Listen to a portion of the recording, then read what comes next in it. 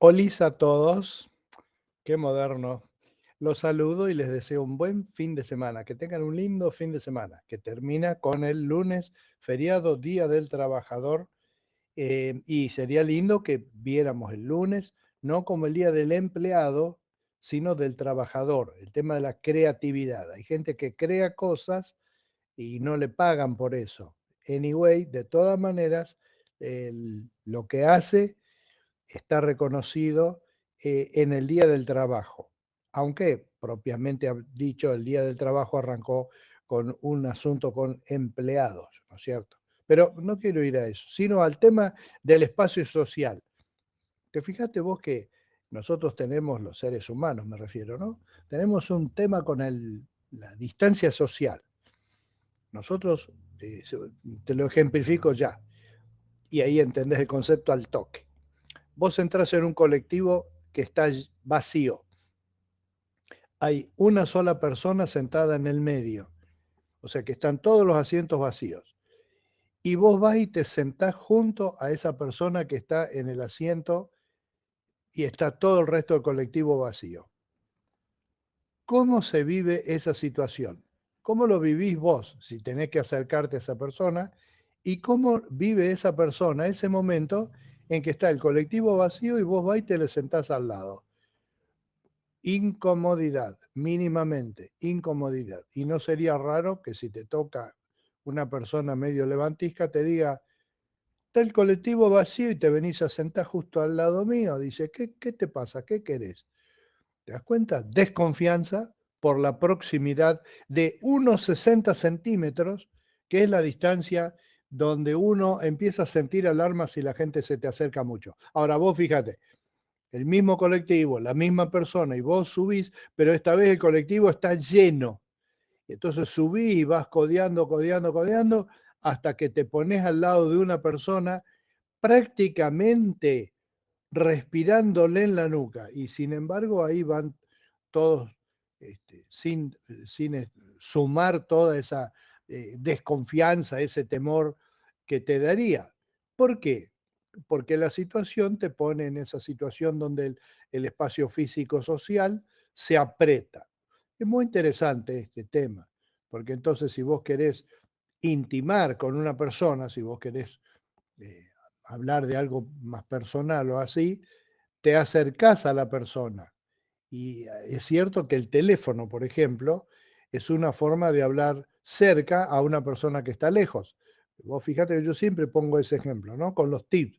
Por ejemplo, si vos estás escuchando este tip en el teléfono, vos lo estás escuchando tocando tu oído probablemente o a unos 50 centímetros por ahí, en una distancia menor a la distancia de 60 centímetros social, que es la distancia normal de trato de roce social de cualquier persona. Si ya se te vienen, que te empiezan a acercar y que ya te casi te tocan, ya ahí es para ponerse nervioso y decir, este me está queriendo robar la plata del bolsillo o que o me está queriendo hacer un avance de tipo sexual. ¿Qué es esto? ¿No? Desconfianza. Nosotros estamos preparados para manejar esa distancia, para aumentar la distancia con algunas personas y para arrimarnos a algunas personas. Y eso va en directa proporción con, bueno, puse recién el ejemplo del teléfono. Yo estoy hablando a unos quizá 10 centímetros de mi boca está el micrófono, pero el teléfono está, ponerle a 30, 40 o 10 de tu oído, estamos hablando, yo te estoy hablando al oído, individualmente. No hay nadie que escuche los tips que yo sepa, que lo escuche más que en pareja, que hay varios que el matrimonio están juntitos ahí, toman mate en alguna hora del día y escuchan el tip porque son amigos nuestros de hace muchos años, y entonces también hay ese asunto de confianza, de conocimiento, y hay personas que nunca me han visto y escuchan por el interés de los temas que tocamos y la forma como lo hablamos. Le doy un beso sin conocerlo y sin que esa persona me conozca a mí así tan cerca, pero la gracia de Dios en los medios de comunicación nos permiten tener ese encuentro íntimo, personal, eh, trascendente, donde hablamos de cosas eh, importantes todos los días, en un ambiente de chiste, de risa. Hoy no conté ningún chiste, tendré que pensar uno a ver si puedo contar un chiste bueno, de esos chistes buenos que tengo yo en mi arsenal de gracia. El apóstol Pablo en Gálatas 2:20, conocedor de este tema, se da cuenta que en nuestra relación con Dios no hay que tener distancia. Y una cosa que vos podés ver en las personas que son religiosas, pero no íntimamente hijas de Dios, es que mantienen una distancia con Dios, lo atajan, no lo dejan acercar. Lo dejan acercar, pero hasta ahí.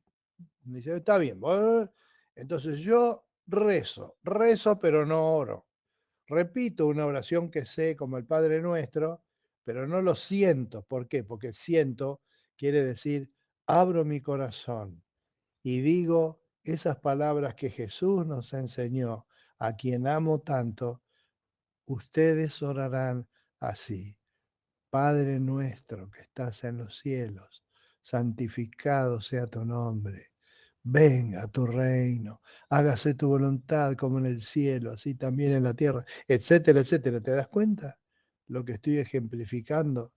Y da cosita, ¿no? Porque es una cosa tan íntima, tan trascendente, que ha trascendido toda la distancia social. El Señor ha logrado entrar en mi corazón.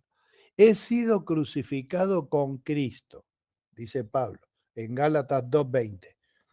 Y ya no vivo yo, sino que Cristo vive en mí. Lo que ahora vivo en el cuerpo, lo vivo por la fe en el Hijo de Dios, quien me amó y dio su vida por mí.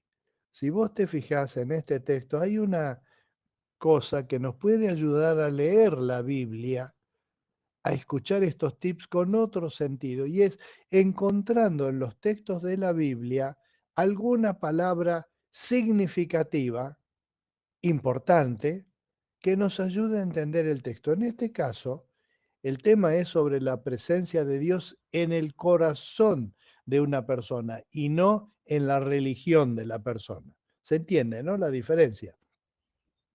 Si vos usás la preposición en como palabra clave en este texto, la elegís porque te das cuenta que hay algo importante cada vez que él usa la preposición en. Dice, Cristo vive en mí. En quiere decir la ubicación. Ahora, si vos te fijás, habla de Cristo viviendo adentro mío. La posición de Cristo. Ya no es que estoy viviendo yo y afuera de mí hay un Señor Jesucristo que da vueltas, cada tanto se acerca, hablo con Él y Él se vuelve a ir y yo me vuelvo a hacer mis cosas, sino alguien que va conmigo en mi corazón siempre. Y vos me dirás, pero pastor, ¿y cuando uno peca? Yo te dejaría esa pregunta como tarea para que vos lo hagas, porque aun cuando peques, el Señor va a estar en vos, tratando de convencerte de que metiste la pata, de que te arrepientas y dispuesto a perdonarte. Cristo vive en mí. Ahora Él dice, lo que ahora vivo en el cuerpo, en el cuerpo. Yo vivo en yo. Vivo la vida que he tenido toda la vida. Eh, y yo vivo en esta condición personal, donde soy débil, donde soy una persona que tiene dudas. Y la fe cristiana, déjame que te lo diga de una buena vez, pastor de toda la vida, criado en el Evangelio, leyendo la Biblia desde que aprendí a leer todo, te lo digo de una vez. La fe la fe siempre tiene dudas. La fe siempre tiene dudas. Las dudas son normales a esto que dice Pablo vivo en el cuerpo. Cuando estemos en la presencia de Dios, ahí sí, no vamos a tener más dudas de nada, pero ahora sí tenemos dudas, tenemos pensamientos que se cruzan entre sí, una tormenta. Pero la última en que menciona Pablo acá es la fe en el Hijo de Dios. Y ahí está el tema, ¿no?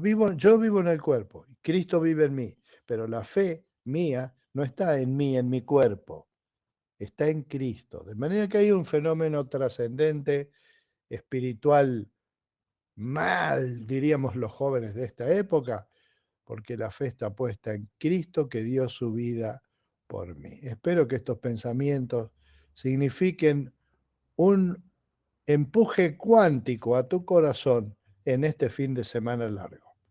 Y feliz Día del Trabajador.